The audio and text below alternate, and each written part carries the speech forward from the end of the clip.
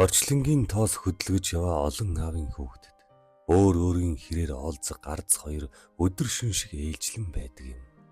Алддаг юм гээдэг юм. Амаан барих байтугай тархиан балбатлаа. Хонхоож хотоодлон алддаг юм. Хожим нь овоож оцоод л олддог юм. Энэ юу ч биш. Эргэж нөхөддөг гарц бишээ. Ээжигийн үгүй болоход харин эргүүлж юугаар нөхөх юм бэ? Санаа зүүдэнд багтаанагүй аюул салам нэргэх цагт анзаараагүй явсан тэр их хүний агуу ихийг та ойлгох болно.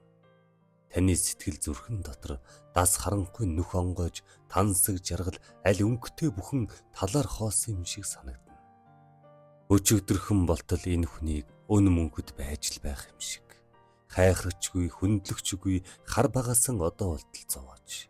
Зовхон эрхэнд хэлсэн үгийг нь зориуд давхурхаж илүү үг хэллээ гэж инээж наадаж явсан байна. Ижи гэдэг шүтээний газар хаяж явсан байна. Өнөөдөр гítэл хорвоогийн өгснөн авах ээлж болж тэв дэлхийд хаанаас ч олдохгүй шүтээнийг чин тэнгэр нэрх мэт аван одлоо. Одоо болоход энэ өдрөөс өмнө орчлонд та хамгийн баян хүн явжээ. Ерийн ихийн юр бусын хайранд цадаж ертөнцид та хамгийн тань хүн байжээ.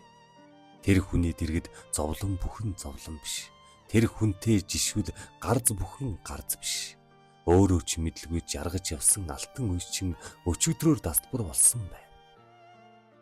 Ээж нэгэнд үгүй болсноос хойш эд хөрөнгөөр яах юм бэ? Мөнгөөр яах юм бэ? Эхнэр хүүхэд юу юм бэ? Найз нөхөд юу юм?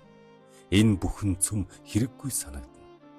Одоо тэр хөнгүйгээр орчлон дээр амьд явна гэдэг утгагүй зүйл шиг бодогдно. Ой гуниг ийхүү сэтгэл зүрхийг бөмбөгддөг юм. Жохом энд л таныг зориг чулуу юм уу шавар юм уу гэдэг танигдана. Энэ газрыг даасан эсхээрэн та эр хүн мөн бишийн харуулах болно. Тэмцлийн хуультай амьдралын орон тоонд тэнцэх эсхийн шалгалт инэ. Ээж чинь хэлсэн үг бүхэн энэ шалгалтын бэлтгэл байсан юм. Өнөөдрөөс өргөшх амьдралын чин амьдрал бус сургуул байсан юм. Өнөөдрөөс хойш та энэ үр хайлын жинхэнэ багна болно. Ирчилсэн их гашуудл намдаж, игшин зурын зөвхрөл арилж, эргэцүүлж та юм бүхнийг бодно. Эр хүний дотор имээлтмөр багтана. Ухаан бодос юм бүхэн урдныхаасан үнэтэй санагдана. Амьдралын жинхэнэ гарцыг хүн алдаж байж сая л ойлгодог.